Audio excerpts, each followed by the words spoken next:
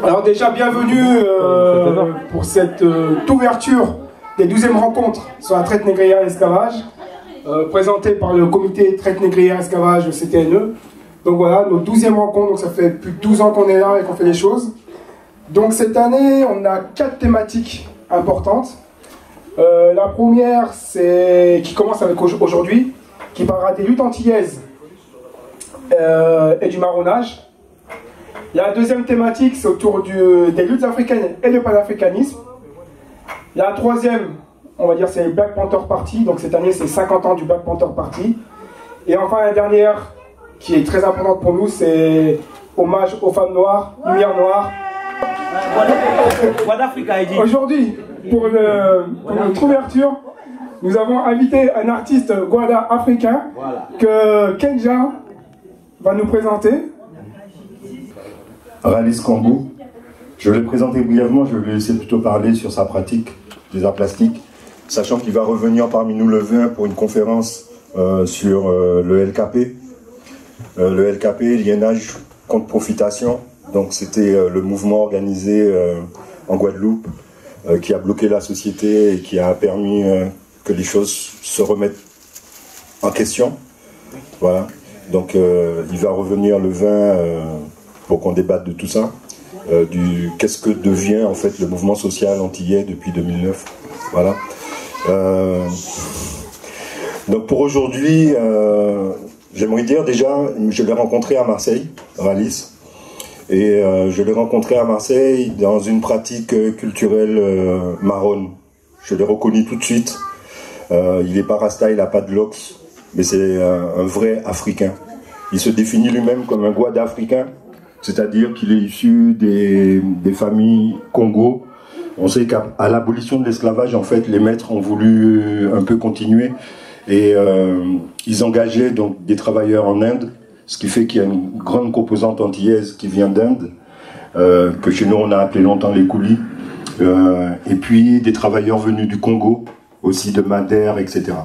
Et donc Ralice est issu de ces familles congolaises qui ont subi une double discrimination parce qu'ils sont arrivés comme engagés mais ont vécu dans des conditions d'esclaves et ont subi le mépris aussi des créoles, des esclaves, des ex-esclaves créoles qui leur reprochaient d'aller bosser sur les plantations qu'ils essayaient de mettre à mal en refusant justement le travail.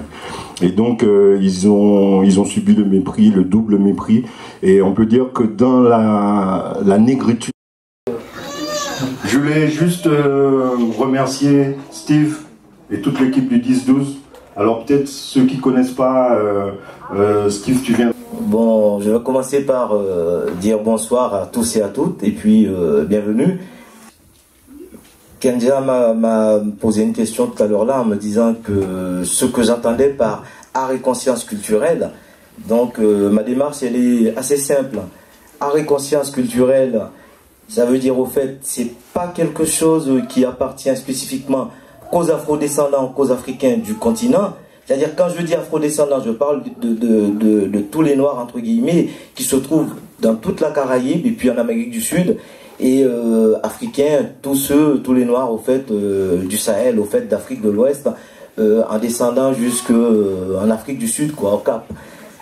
Donc la démarche elle est faite notamment pour nous tous, pour ces gens-là, et puis même aussi pour les Européens. Donc je voudrais poser une question.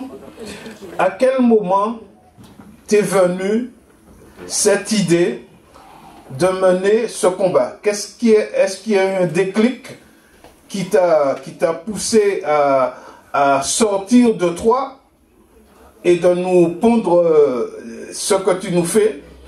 Est-ce que... J'ai toujours eu, comment dirais-je, un goût approfondi pour les luttes et pour la conscience, au fait. Depuis, je sais pas, mon plus jeune âge, depuis l'âge de 8 ans, 9 ans, bon, je pense que ma grande sœur, elle est là pour en témoigner aussi. J'ai toujours eu, au fait, je dirais pas l'envie de me rebeller, c'est pas ça, parce que la connotation de se rebeller de nos jours, c'est assez péjoratif, quoi. Mais j'ai toujours eu l'envie, comment dirais-je, de me déclarer en tant que tel, quoi, de me déclarer comme ce que moi j'étais, non pas comme ce que les autres, ils voulaient que je sois. Donc, au fait, à partir de là, le déclic, il est venu de là. Et précisément, je pense que ce déclic a commencé en 1985, parce que moi, j'ai quand même une bonne quarantaine passée, hein, quand même. Hein. Bon, on dirait pas, mais quand même beaucoup plus de 47 que de 37. Bon, donc voilà. Donc en 1985, il faut savoir, il y a eu quelque chose en Guadeloupe qui s'appelle les Nuits Bleues, au fait. C'est-à-dire les patriotes guadeloupéens, en fait, qui revendiquaient la libération pour leur pays, la Guadeloupe, au fait. Certains n'avaient pas d'autre choix que de se faire entendre en posant des bombes, comme on dit, ce qu'on appelle maintenant le terrorisme et tout. Bon, au fait, c'est à partir de là que m'est venue cette conscience, toute cette conscience artistique, mon environnement, et compagnie. Et depuis mon plus jeune âge, je m'étais fait renvoyer de l'école primaire, au fait. Je me rappelle, j'ai toujours cette anecdote en tête, parce qu'à l'époque, il faut savoir que la langue guadeloupéenne, dit créole, je dis bien dit créole, au fait, c'est une langue afrodescendante. À l'époque, au fait, il était interdit de parler dans cette langue à l'école. Donc moi, j'avais quand même mon caractère assez prononcé pour la lutte, entre guillemets, de rébellion, en fait. Donc je me suis mis à parler en créole à l'école, et puis j'ai été renvoyé 8 jours à l'école. Mais il faut comprendre, parce que moi j'ai grandi dans un contexte où les gens, ils revendiquaient une certaine chose. Donc j'ai suivi. Moi, c'est incroyable, hein. C'est la première fois que j'entends que quelqu'un a été renvoyé parce que la personne parlait créole. Ma soeur, et ça, moi je suis de la Martinique, et moi j'aurais bien voulu voir quel professeur qui pouvait me renvoyer parce que je parle créole. Maintenant,